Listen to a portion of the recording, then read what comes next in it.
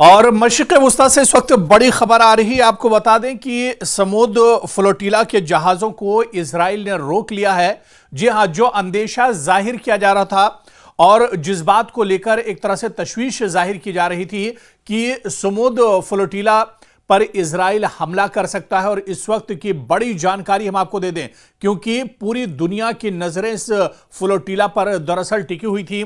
और इस वक्त की बड़ी जानकारी हम आपको दे दें कि समुद्र फ्लोटिला पर इजराइल ने कार्रवाई शुरू कर दी है। जी हां, इस वक्त जो बड़ी कार्रवाई आ रही है और खबर यह भी है कि ग्रेटा थनबर्ग समेत कई एक्टिविस्ट को इजराइल ने अपनी हिरासत में ले लिया है। दरअसल समुद्र फ्लोटिला की कई कश्तियों को इजराइल ने अपनी हिरासत में ले लिया है। जो इस वक्त बड़ी खबर निकलकर सामने आ रही है कि आपको बताते चलें कि Swedish climate activist Greta Thunberg को गाजा फ्लोटिला के जहाजों के रोकने के बाद इजरायली सेना ने अपनी हिरासत में ले लिया है। यह बड़ी खबर इस वक्त आ रही है और इजरायली सेना गाजा जा रहे जहाजों पर चढ़ गए हैं और इसमें सवार लोगों को अपनी हिरासत में ले लिया है।